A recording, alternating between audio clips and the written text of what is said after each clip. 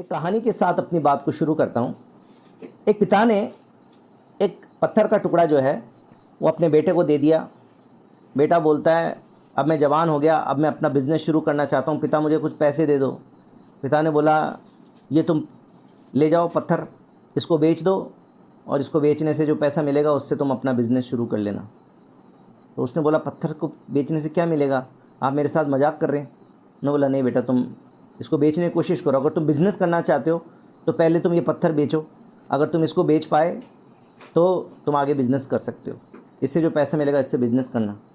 तो उसने बोला ये पत्थर को कौन खरीदेगा। तो कहीं पे कंस्ट्रक्शन का काम चल रहा था तो वहाँ पर चला गया। उसने बोला भाई साहब ये पत्थर खरीदो। बोला पत्थर हमारे पास में बहुत सारे हैं, ट्रक भर के पत्थर आए हुए हैं, हम इस पत्थर का क्या करेंगे। उन्होंने बोला फिर भी देख लो कितने रुपए दे सकते हो इसके, ज़्यादा से ज़्यादा कितने दोगे। तो उन्होंने बोला 5 रुपये दे देंगे, क्योंकि पत्थर का हम क्या करेंगे, चलो तुम इतना बोल रहे हो 5 रुपये दे देंगे। तो वहाँ से लौट के आ गया, पिता को बोलता है कि पिता ये आपने मेरे साथ क्या मजाक कर दिया, 5 रुपये बोलते हैं वो लोग कि 5 रुपये दे देंगे। बोले बेटा तुम गलत जगह चले गए, फिर से कोशिश करो, अब की बार कहीं और कोशिश करो। तो फिर अब की बार वो फिर से गया। उसने सोचा कि बाज़ार में वो मंडी लगती है ना, उसके पास में सारी दुकानें लगी हुई थी, बहुत सारी, हर तरह के लोग वहाँ पे आ रहे थे। वहाँ पे कपड़े भी बिक रहे थे, प्लास्टिक का सामान, लोहे का सामान, सब कुछ बिक रहा था, सब्जी मंडी भी लगी हुई थी। बोला यहाँ ज़रूर कोई ख़रीद लेगा। वहाँ पे अपना पत्थर लेके बैठ गया, मालिक को सबको बोलता है कि पत्थर ले लो। तो आके लोग देखते ये क्या बेच रहे हो तुम, ये कौन ख़रीदेगा तुमसे। और उसके बाद में वहाँ पर एक आदमी ने बोला चलो शोपीस की तरह मैं तुम्हारा पत्थर रख लूँगा, 10 रुपये दे दूँगा। फिर निराश होकर आ गया, पिता से बोलता है कि पिता आपने तो मेरे साथ मजाक कर दिया, मैंने तो बिज़नेस करने के लिए पैसे मांगे थे परंतु आपने मेरे को कुछ नहीं किया। बोला बेटा तुमको बेचना नहीं आएगा तब तक तुम दुकान कैसे चलाओगे, बिज़नेस कैसे चलाओगे, फिर से कोशिश करो तीसरी बार। तो अब की बार वो टहलते टहलते ऐसे ही चला गया एक दुकान पर और जाके दिखाने लगा। उसने सोचा कि कोई शोपीस की दुकान में जाके दिखाऊं। तो शोपीस की दुकान में जब वो खड़ा हुआ था तो वहाँ पर एक जौहरी भी खड़ा हुआ था। जौहरी ने जब उस पत्थर को देखा तो बोला कि मैं तुमसे ये पत्थर ख़रीद लूँगा। तो उसने बोला कि कितना देंगे आप। उसने बोला मैं इसके तुमको ज़्यादा से ज़्यादा 1 करोड़ रुपए दे सकता हूँ। बोलते 1 करोड़, उसके दिमाग घूम गया। उसने बोला कि आप मुझे कितने देंगे। बोले देखो इतना बहस मत करो, चलो तुम्हारी नहीं मेरी नहीं, 1.5 करोड़ दे दूँगा, 1.5 करोड़ से ज़्यादा मैं नहीं दे सकता। तो उसने बोला 1.5 करोड़, सोचने लग गया। तो जौहरी ने बोला देखो अब तुम इतना मत सोचो, चलो ऐसा करो फाइनल और लास्ट 2 करोड़ ले लो और ये पत्थर मुझे दे दो। उसने बोला ठीक है। तो वो 2 करोड़ रुपए लेकर और अपने पिता के पास आ गया। पिता ने बोला बेटा क्या हुआ। बोला पिता जिस पत्थर को कोई 5 रुपये और 10 रुपये दे रहा था, आज किसी ने मुझसे वो 2 करोड़ रुपए में ख़रीद लिया। क्यों? क्योंकि हीरे की परख जौहरी को होती, कंस्ट्रक्शन का काम करने वाले ठेकेदार को हीरे की परख नहीं होती। वो ऐसा पत्थर था जो हीरे की खदान से निकला हुआ था, अभी उसकी पॉलिश नहीं हुई थी, इसलिए वो देखने में पत्थर जैसा दिख रहा था, परंतु जौहरी को मालूम है कि ये हीरा है और ये करोड़ों का हीरा है। उस जौहरी का तो हो सकता है कि कई करोड़ों का फ़ायदा हो गया क्योंकि उसने तो 2 करोड़ में ख़रीद लिया, लेकिन हो सकता है वो 50 करोड़ का हीरा हो, उसके अंदर से वो कई हीरे निकाल के पॉलिश करके बेचेगा। लेकिन जब तक हमारे पास जो कुछ है, हमें यदि उसकी कीमत नहीं मालूम, हम उसको सस्ता समझते रहते हैं। एक भाई परमेश्वर से हर समय बोलता है कि प्रभु तूने मुझे कुछ नहीं दिया, तूने मेरे पड़ोसी को मोटरसाइकिल दी, मुझे कुछ नहीं दिया, तूने इधर वाले पड़ोसी को 2 मंजिल का घर दिया, मुझे कुछ नहीं दिया। हर समय शिकायत करता था। एक दिन परमेश्वर उसके सामने आ गए। परमेश्वर ने उसको बोला कि तुझे बहुत शिकायत है कि मैंने तुझे कुछ नहीं दिया, तो एक काम कर, अपने दोनों पाँव मुझे दे दे तो मैं तुझे 50 लाख रुपए दे देता हूँ। बोलता है प्रभु मेरी दोनों टांगें चल जाएंगी, फिर 50 लाख का क्या करूँगा। तो फिर प्रभु ने कहा कि फिर 1 करोड़ दे देता हूँ, दोनों पाँव दोनों हाथ दे दे। उसने बोला नहीं प्रभु ऐसा कैसे हो सकता है। उसने बोला चल ठीक है मैं तुझे 2 करोड़ रुपए देता हूँ, अपनी दोनों आँखें, दोनों हाथ और दोनों पैर मुझे दे दे। कहता प्रभु जब मैं ना देख सकता, न चल सकता, ना किसी चीज़ का आनंद ले सकता, तो 2 करोड़ रुपए का मैं क्या करूँगा। तो परमेश्वर ने कहा कि जब तुझे करोड़ों की संपत्ति मैंने दे रखी है तो फिर धन्यवाद क्यों नहीं करता, शिकायत क्यों करता है। हम कई बार दूसरों से कंपेयर करते हैं, उनके पास में गाड़ी ज़्यादा बड़ी है, उनके पास में घर ज़्यादा बड़ा, उनके पास प्रॉपर्टी ज़्यादा बड़ी है, उनके पास में ये ज़्यादा, उनके पास वो ज़्यादा, और हम परमेश्वर से शिकायत करते हैं। कई बार हम संतुष्ट नहीं रहते, कई बार हम आनंदित नहीं होते, कई बार जो कीमती चीज़ें परमेश्वर ने हमें दे रखी हैं हम उसको नहीं जानते और इसलिए हम उनको वैल्यू नहीं करते। और जिस चीज़ की वैल्यू नहीं है, जैसे वो भाई बेचने चला गया, 10 रुपये में बेच के आ जाता तो कितना बड़ा नुकसान करके आ जाता। उसी प्रकार से जब हमारे पास में कोई कीमती चीज़ है, वो कीमती चीज़ की हमको वैल्यू नहीं मालूम, तो शैतान जब चोरी करने आता है, शैतान जब उसके बदले में कुछ और हमको दिखाता है, तो हम सोचते हैं अरे ये तो कोई सस्ती चीज़ है, इसके बदले में ये मुझे मिल रहा है, क्यों ना यही ले लें।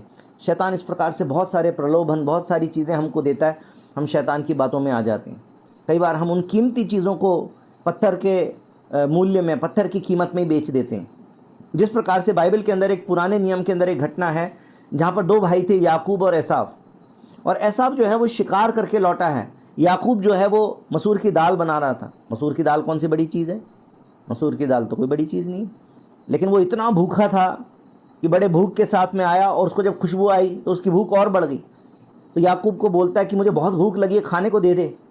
उसने बोला खाने को नहीं दूंगा, मैं बना रहा हूँ, मैं दाल बना रहा हूँ, मैं वेजिटेरियन हूँ, तुम्हारा बकरा मुर्गा हिरण क्या मार के लाए हो, तुम वही बना के खाओ। बोला नहीं, मुझे बहुत तेज़ भूख लगी हुई है, तुम जो भी तुम बना रहे हो मुझे खाने को दे दो। तो बोले इसके बदले में कुछ कीमत चुकानी पड़ेगी। बोला क्या कीमत चुकानी पड़ेगी? तुम जो बोलोगे वो मैं तुमको दे दूंगा, बस मुझे खाने को दे दो। तो उसने बोला कि अपना पहलौठे का अधिकार मुझे दे दे। और एसाव ने अपना पहलौठे का अधिकार एक मसूर की दाल के कटोरे के लिए बेच दिया, क्योंकि उसको अपने पहलौठे के अधिकार का वैल्यू नहीं मालूम था। उसने इस बात को समझा ही नहीं कि पहलौठे का अधिकार कितना बड़ा है। अगर सांसारिक रूप से भी देखें तो अगर कोई प्रॉपर्टी है और पिता के 2 बच्चे हैं, तो पुराने समय में इस प्रकार से होता था कि उस प्रॉपर्टी के कम से कम 3 भाग किए जाएंगे। उनमें से एक भाग पिता का रहेगा, एक भाग उस भाई का होगा जिसके पास में पहलौठे का अधिकार नहीं है, और एक उसका होगा जिसके पास पहलौठे का अधिकार है। परंतु पिता का जो अंश है, पिता का जो हिस्सा है, वो भी बाद में उस भाई को मिलेगा जिसके पास में पहलौठे का अधिकार है। सांसारिक रूप से भी उसके पास में प्रॉपर्टी जो है वो ज़्यादा होगी। साथ साथ में पिता की तरफ से जो बहुत सारी और भी आशीर्वाद मिलते हैं, वो सारे के सारे आशीर्वाद जो हैं उसके लिए हैं जिसके पास में पहलौठे का अधिकार है। परंतु एसाव ने एक मसूर की दाल के कटोरे के बदले में अपने पहलौठे का अधिकार बेच दिया। मेरे भाई और बहनों, शैतान ने बहुत सारी चीज़ें जो हमारे पास में कीमती है, उसको मालूम है कि कीमती है, परंतु हमको कीमती नहीं मालूम पड़ती, इसलिए बहुत सारे प्रलोभन देके हमारी उन चीज़ों को चुरा लेना चाहता है। आज मैं उन बातों को आपको बताना चाहता हूँ कि वो कौन सी चीज़ें हैं जो बहुत कीमती हैं, क्योंकि यदि हमें पता चल जाता है, अगर मेरे पास में कोई मेरा मित्र आए और अपना असली हीरा इतना बड़ा और दे के जाए कि भाई मेरा हीरा संभाल के रखना, मैं 1 महीने के लिए शहर से बाहर जा रहा हूँ और मैं किसी पर भरोसा भी नहीं कर सकता, मैं घर में अकेले भी नहीं छोड़ सकता, घर में डाका पड़ जाए तो मेरा हीरा चोरी हो जाए, ये बहुत कीमती हीरा है, तुम बचा के रख लेना, तुम संभाल के रख लेना। मुझे लगता है अगर कोई मुझे इतनी बड़ी जिम्मेदारी दे दे, पहले तो मैं ही हाथ खड़े कर दूँ, भाई साहब इतनी बड़ी जिम्मेदारी मैं ले नहीं सकता, मैं कैसे संभाल के रखूँगा, मैं तो घर से बाहर निकलना बंद कर दूँगा, तुम्हारे हीरे के चक्कर में घर ही बैठा रहूँगा, इतना कीमती हीरा मेरे पास में होगा, मेरे घर से चोरी हो तुम तो मुझसे मांगोगे। लेकिन अगर वो मेरा प्रिय मित्र है, मेरा कोई बहुत प्रिय भाई है और मैं उसकी ज़िम्मेदारी लूँगा, तो मैं क्या करूँगा, मैं उसके लिए फिर सारा इंतज़ाम करूँगा। अब हो सकता है मैं अपने घर में एक एक्स्ट्रा तिजोरी खरीद के ले आऊँ, उसको ऐसी जगह पे अंदर रख दूँ कि ताकि वो हीरा जो है वो कीमती हीरा अच्छे से प्रोटेक्ट हो जाए। अगर मेरे पास में कीमती चीज़ है तो मैं उसको संभाल के रखूँगा, मैं उसको बचा के रखूँगा, मैं उसको सबके सम्मुख नहीं लाऊँगा। उसी रीति से परमेश्वर ने कुछ कीमती चीज़ें हमें दे रखी हैं, हमें उनको हीरे की तरह सहेज के संभाल के रखना। उन चीज़ों के अंदर सबसे पहली चीज़, कौन सी कीमती चीज़ परमेश्वर ने हमको दी है? परमेश्वर ने हमको उद्धार दिया है। हमारा उद्धार बहुत ज़्यादा कीमती है। The salvation of our soul is so precious. परमेश्वर की दृष्टि में हम कीमती है, मैंने आपको कई बार बताया ना। लेकिन क्यों कीमती है? क्या हर एक व्यक्ति कीमती है? अगर हर एक व्यक्ति कीमती होता तो फिर परमेश्वर किसी को नरक की आग में डाल नहीं सकता। वो कीमती है जिसने अपने पापों की क्षमा मांगकर यीशु मसीह को मुक्तिदाता के रूप में ग्रहण कर लिया है, वो परमेश्वर की दृष्टि में कीमती है। उद्धार का मतलब क्या होता है? उद्धार का मतलब है परमेश्वर से पापों की क्षमा को प्राप्त करना, अपने गुनाहों की माफ़ी मांगकर और परमेश्वर से गुनाहों की माफ़ी को ग्रहण कर लेना। दूसरा, उद्धार का मतलब है अनंत जीवन को प्राप्त कर लेना, शाश्वत जीवन को प्राप्त कर लेना, यानी कि जहाँ पर परमेश्वर रहता है उस स्वर्ग राज्य की नागरिकता हमको मिल जाती है। स्वर्ग राज्य की नागरिकता, स्वर्ग राज्य के अधिकारी हम बन जाते हैं, परमेश्वर से हमारा रिश्ता बन जाता है। यह है उद्धार। ये बहुत कीमती चीज़ है।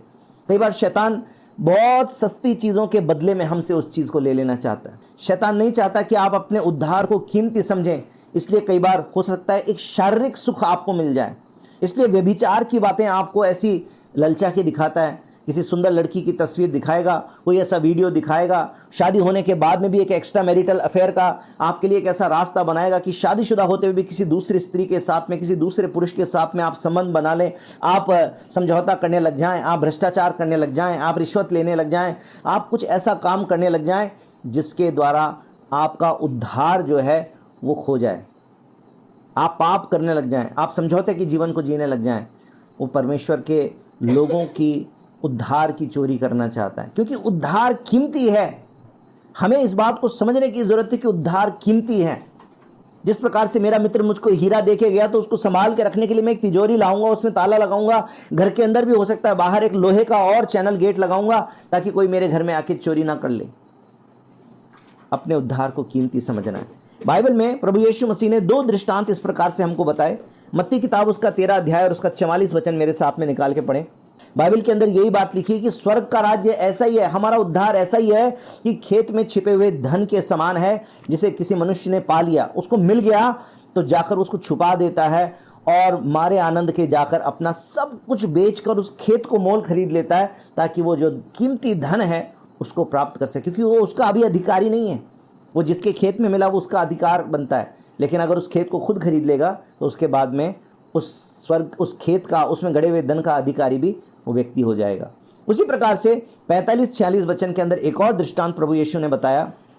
लिखा है, फिर स्वर्ग का राज्य एक व्यापारी के समान है जो अच्छे मोतियों की खोज में था, और जब उसे एक बहुमूल्य मोती मिला तो उसने जाकर अपना सब कुछ बेच डाला और उसे मोल ले लिया। मेरे भाई और बहनों, परमेश्वर का वचन बताता है कि स्वर्ग का राज्य कीमती है। स्वर्ग का राज्य कीमती है, खेत में गड़े हुए धन के समान कीमती है, अनमोल मोती के समान कीमती है। जो मोतियों का व्यापार करता है उसको मालूम है कि कौन सा मोती कीमती है। जो हीरे का व्यापार करता है उस व्यक्ति को मालूम है कि पत्थर के जैसा दिखने वाला भी ये जो हीरा है, कल को जब इसकी पॉलिश होएगी तो ये कितना कीमती हो जाएगा। इसलिए अपना सब कुछ बेचकर भी उस हीरे को खरीद लेगा, क्योंकि हो सकता है आज उसको 2 करोड़ में मिल रहा है, लेकिन जब उसकी पॉलिश करेगा तो 50 करोड़ का बिकेगा, 100 करोड़ का बिकेगा। इसलिए उस पत्थर को अपने कब्जे में कर लेगा। उसी प्रकार से जैसे परमेश्वर का वचन हमको बताता है कि स्वर्ग का राज्य कीमती है, हम लोग परमेश्वर के राज्य को कीमती समझें, हम अपने उद्धार को कीमती समझें, हम अपने उद्धार को किसी छोटी सी सस्ती सी चीज़ के लिए और दांव पे ना लगा दें। शैतान बहुत छोटे छोटे प्रलोभन हमको देता है।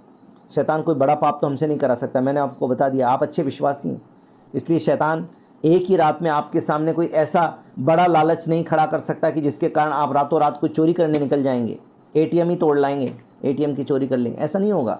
आप किसी बैंक में डाका नहीं डालेंगे, आप किसी से बलात्कार नहीं करेंगे, आप किसी के साथ व्यभिचार नहीं करेंगे, आप कोई ऐसा बड़ा सांसारिक रूप से जो बड़ा दिखाई देता है ऐसा कोई गुनाह आप नहीं करेंगे।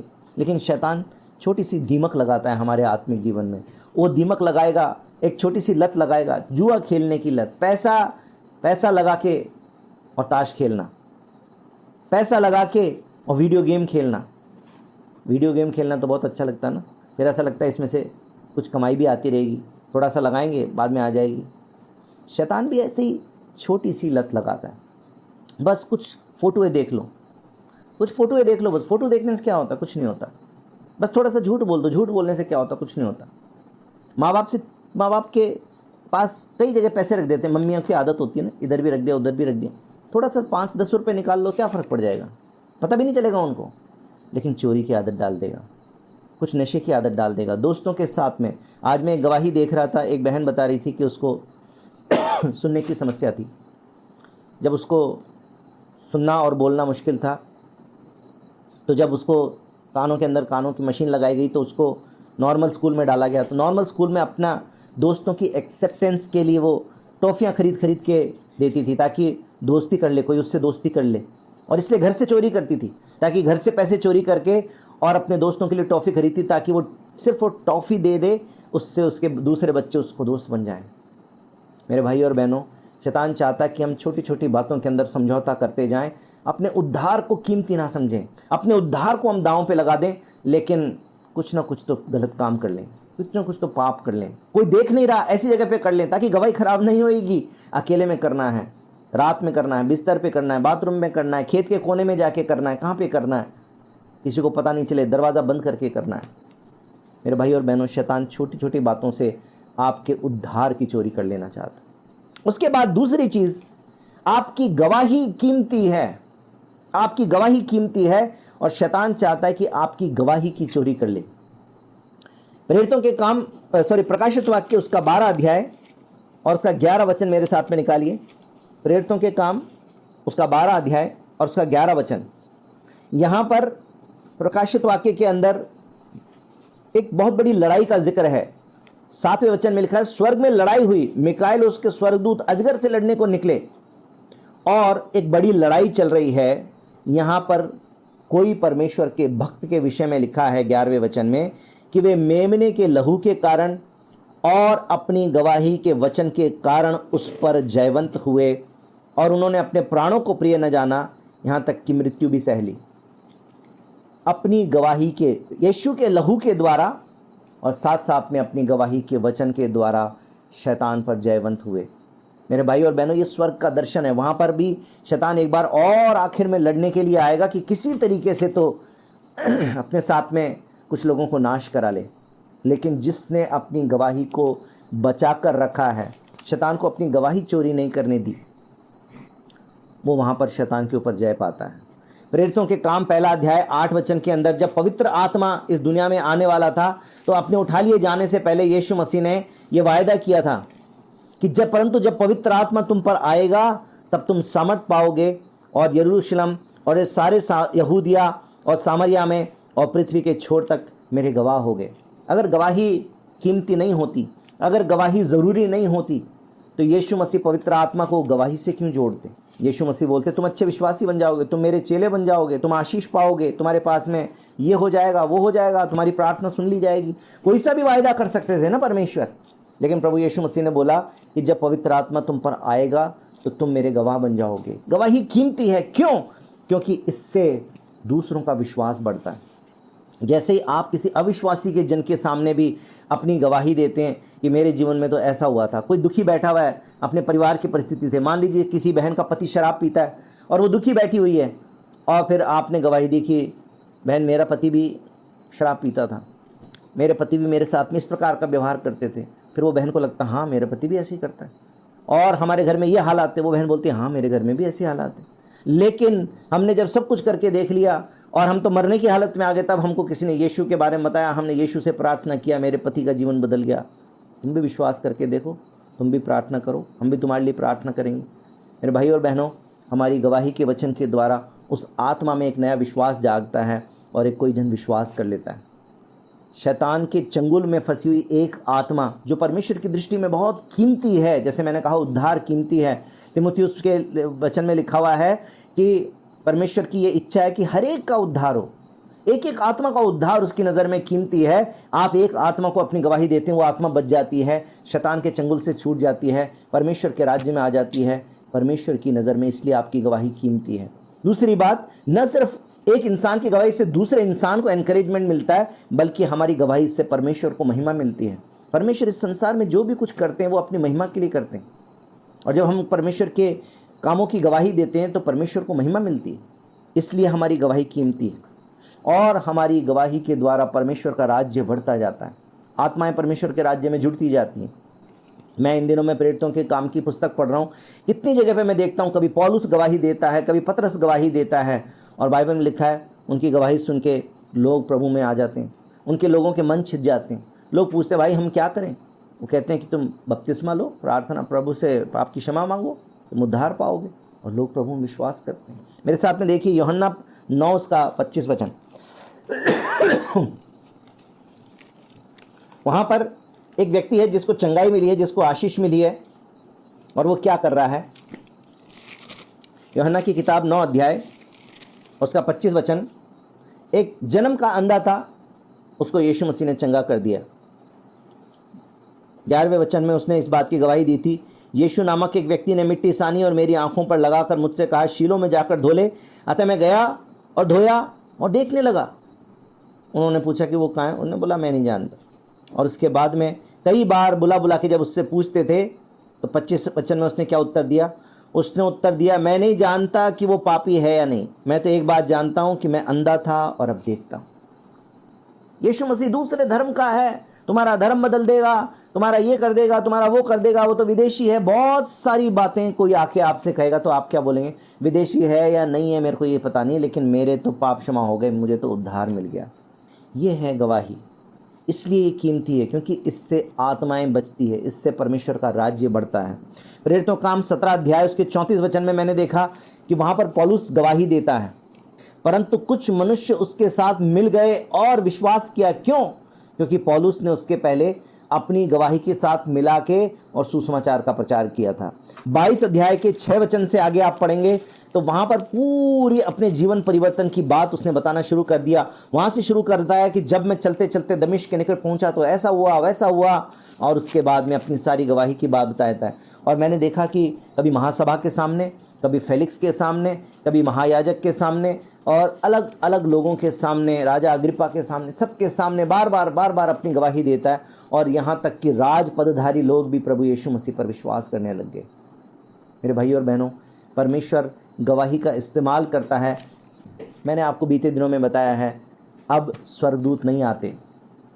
जब से पवित्र आत्मा भेज दिया गया है उसके बाद से स्वर्गदूत सिर्फ हेल्प करने के लिए आए हैं, लेकिन गवाही देने के लिए नहीं आए। पहले जिब्राइल स्वर्गदूत संदेश लेके जाता था, मिकाइल स्वर्गदूत लड़ने जाता था, सब कुछ करते थे। लेकिन आज जब मैंने देखा कि पतरस जेल में था तो स्वर्गदूत आ गया, उसको कोहनी मार के जगाया, उठ भाई चलो, बेड़ियां खुल गई, सब कुछ हो गया, लेकिन उसको बाहर ले जाके छोड़ दिया।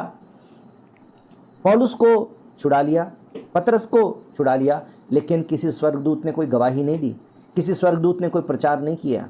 ये काम परमेश्वर ने अब आपके और मेरे लिए रखा है, और इसलिए क्योंकि हमारी गवाही कीमती है, शैतान हमारी गवाही को ख़राब करना चाहता है। और मैं अपनी गवाही के लिए बहुत ज़्यादा सजग रहता हूँ।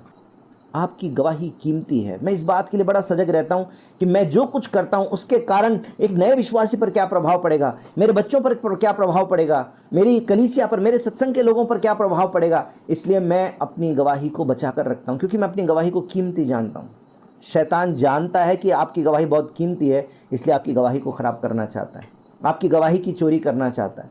अपनी गवाही की कीमत पहचानिए, क्योंकि आपके मुंह के शब्दों के द्वारा परमेश्वर के नाम को महिमा मिलती है, आत्माएं बचती है, प्रभु का राज्य बढ़ता है।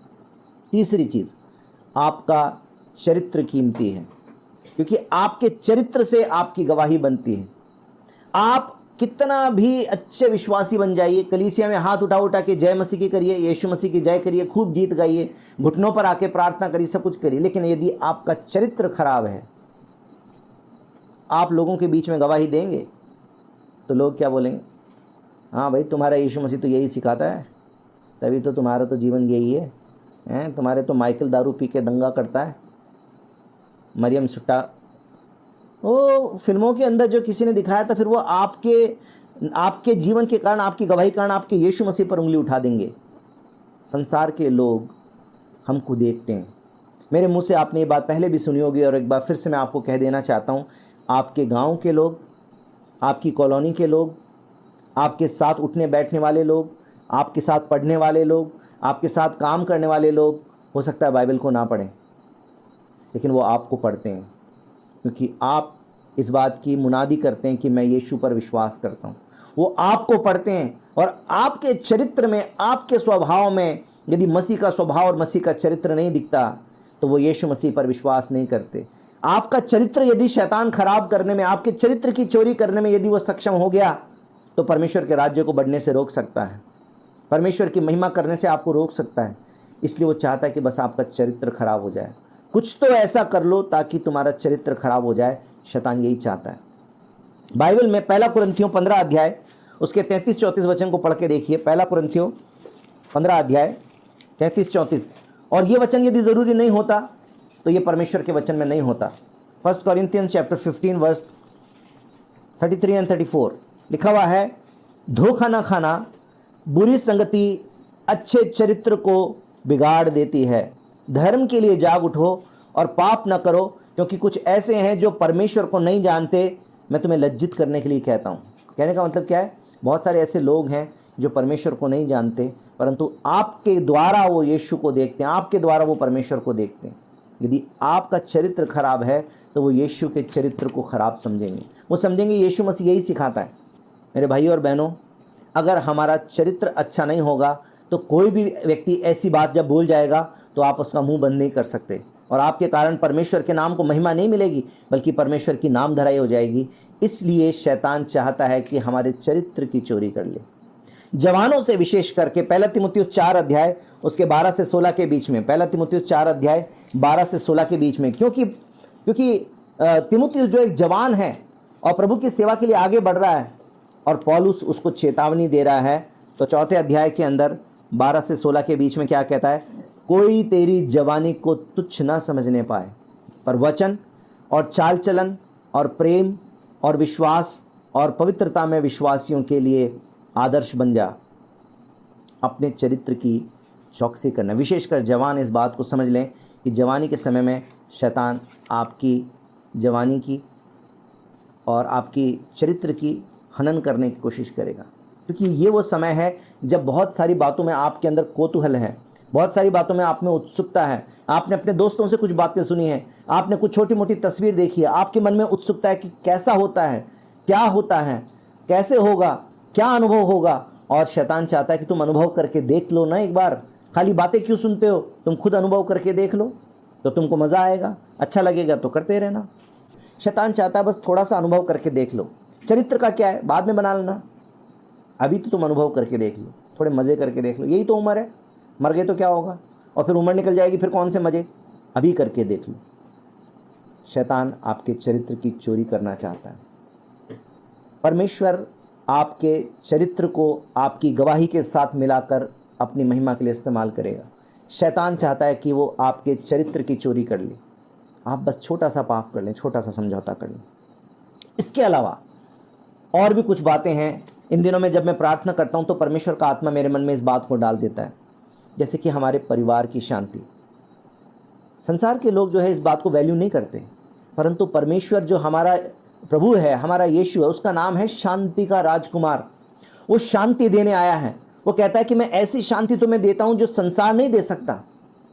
वो आपके परिवार में शांति देना चाहता है, वो हमारी कलीसिया में शांति देना चाहता है, वो हमारे व्यक्तिगत जीवनों में शांति देना चाहता है, परंतु शैतान हमारी शांति की चोरी कर लेना चाहता है। और इसलिए हमारे ध्यान को, हमारे चाहत को ऐसी बातों पे लगा देता है। मेरी गाड़ी में मेरी शांति मिलेगी, मेरे पास अच्छी गाड़ी होगी तो मुझे शांति मिलेगी, मेरा गिटार महंगा वाला होगा तो मुझे शांति मिलेगी, मुझे नया कीबोर्ड लेना होगा तो मुझे शांति मिलेगी, मेरा लैपटॉप महंगा होगा, मेरा मोबाइल अच्छा वाला होगा।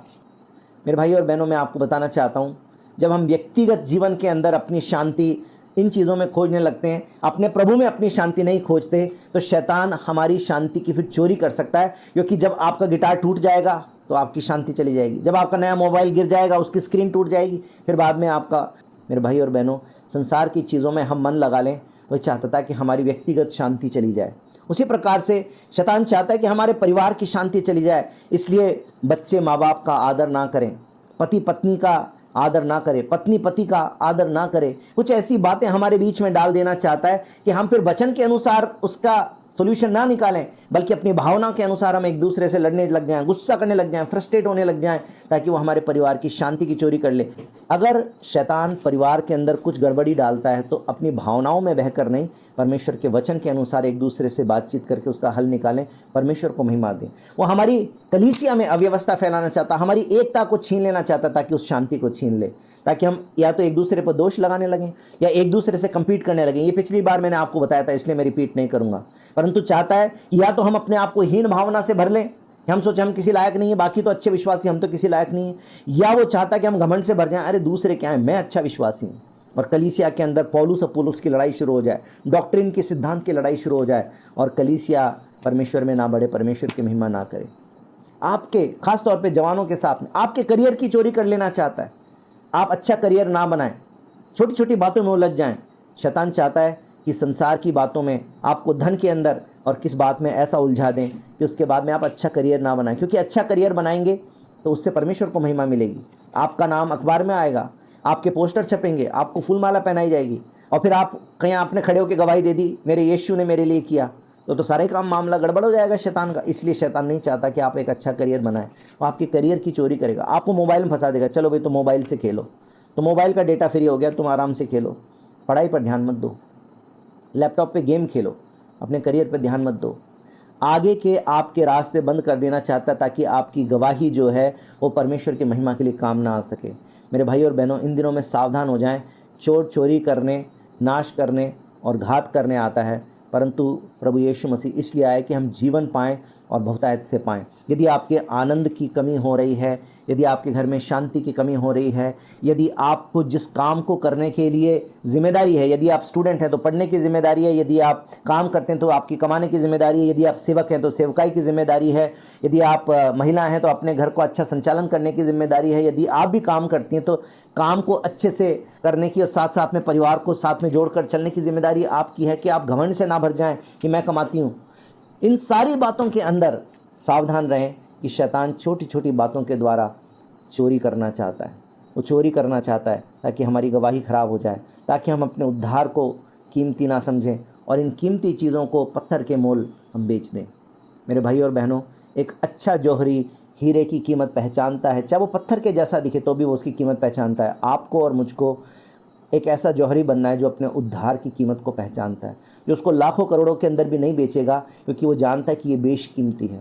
अपने उद्धार को, अपनी गवाही को, अपने चरित्र को संभालें और इन दिनों में परमेश्वर के हाथों में अपने आप को सौंप कर जीवन बिताएं, क्योंकि परमेश्वर तो आपको आशीष देना चाहता है, शैतान आपकी आशीषों की चोरी करना चाहता है।